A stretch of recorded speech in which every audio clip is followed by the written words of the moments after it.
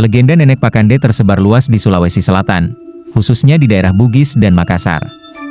Ia dikenal sebagai makhluk menyeramkan, seorang perempuan tua bertubuh bongkok, berjubah lusuh, dan matanya tajam mengintai dari balik gelapnya malam. Tapi dari mana sebenarnya cerita ini berasal? Dalam tradisi lisan masyarakat Bugis, kisah Nenek Pakande dipercaya muncul sebagai bentuk folklore edukatif. Para orang tua zaman dahulu, yang hidup dalam keterbatasan fasilitas dan pendidikan, menggunakan cerita menakutkan untuk mendidik dan mengontrol perilaku anak-anak.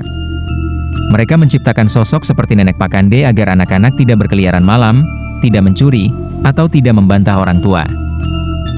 Dalam versi-versi lama, Nenek Pakande digambarkan membawa karung, tempat ia menyimpan anak-anak nakal tersebut. Ia tidak terlihat oleh orang dewasa, hanya anak-anak yang bisa merasakan kehadirannya. Terkadang ia muncul dari hutan, terkadang dari sumur tua, dan bahkan dari bawah kolong rumah. Menariknya, sosok Nenek Pakande memiliki banyak versi. Di Bone, ia dikenal sangat licik dan mampu menyamar sebagai nenek baik hati yang menawarkan makanan kepada anak-anak.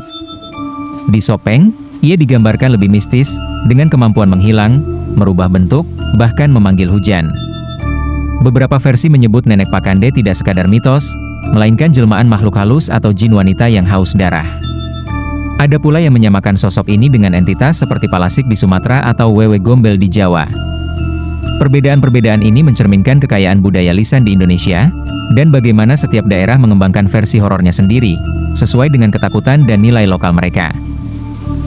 Meski tampak menakutkan, Nenek Pakande sebenarnya adalah simbol. Ia bukan sekadar monster, tapi representasi dari konsekuensi, cara tradisional mendisiplinkan anak sebelum era psikologi anak berkembang. Dalam masyarakat agraris Bugis, anak-anak diajarkan untuk patuh, disiplin, tidak berkeliaran malam karena itu membahayakan. Daripada menjelaskan panjang lebar, para orang tua hanya berkata, kalau keluar malam, nanti ditangkap Nenek Pakande. Tapi, bagaimana jika ketakutan ini malah menanamkan trauma dalam diri anak-anak? Apakah metode ini masih relevan di masa sekarang? Nama Nenek Pakande kini mulai dikenal kembali, berkat kebangkitan minat terhadap cerita rakyat. Beberapa film, cerita pendek, hingga konten horor di media sosial mulai menghidupkan kembali sosok ini. Bahkan ada teater lokal yang mementaskan kisahnya sebagai bentuk edukasi budaya. Di satu sisi, ia tetap jadi tokoh yang menakutkan. Tapi di sisi lain, Nenek Pakande menjadi ikon dari masa kecil banyak orang Bugis. Sebuah simbol nostalgia yang anehnya dirindukan. Pada suatu malam di desa kecil di pinggiran hutan Bone, seorang anak bernama Daeng Sija tidak mengindahkan larangan ibunya. Ia keluar bermain layangan hingga gelap datang dan tidak pernah kembali. Warga pun geger.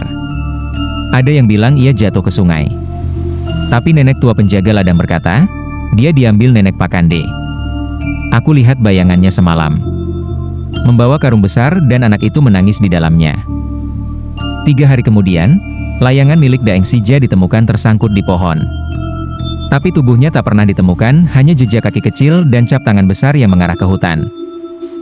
Nenek Pakande memang menyeramkan. Tapi lebih dari itu, ia adalah cermin dari cara orang tua dulu menjaga anak-anaknya. Lewat ketakutan. Lewat cerita. Apakah kamu pernah mendengar cerita tentang Nenek Pakande di keluargamu? Tulis di kolom komentar. Di balik ketakutan yang dibawa oleh sosok Nenek Pakande, tersimpan warisan budaya yang sangat dalam. Ia bukan sekadar tokoh menakutkan, ia adalah cerminan dari cara leluhur kita menjaga anak-anak, membentuk kedisiplinan, dan menanamkan nilai kewaspadaan melalui cerita rakyat. Dalam dunia yang semakin modern, legenda seperti ini bisa saja perlahan dilupakan, atau justru kita lestarikan dengan cara yang baru, melalui film, cerita digital, konten edukatif, dan tentu saja, melalui narasi seperti ini. Nenek Pakande mengajarkan kita bahwa rasa takut bukan selalu musuh. Kadang, ia adalah alat untuk melindungi, untuk mendidik, untuk menjaga. Jadi, apakah kamu percaya bahwa Nenek Pakande masih berkeliaran di malam hari? Atau mungkin, hanya ketika kamu lupa menutup pintu rumah dan membiarkan anak-anak bermain hingga larut malam? Tuliskan pendapatmu di kolom komentar. Apakah kamu pernah mendengar kisah ini dari orang tua atau kakek nenekmu? Atau mungkin, kamu pernah mengalaminya sendiri? Jangan lupa like, share, dan subscribe jika kamu ingin terus mendengar kisah-kisah rakyat Nusantara yang melegenda. Sampai jumpa di cerita selanjutnya, dan jangan lupa, tutup pintumu malam ini. Siapa tahu, dia masih ada di luar sana.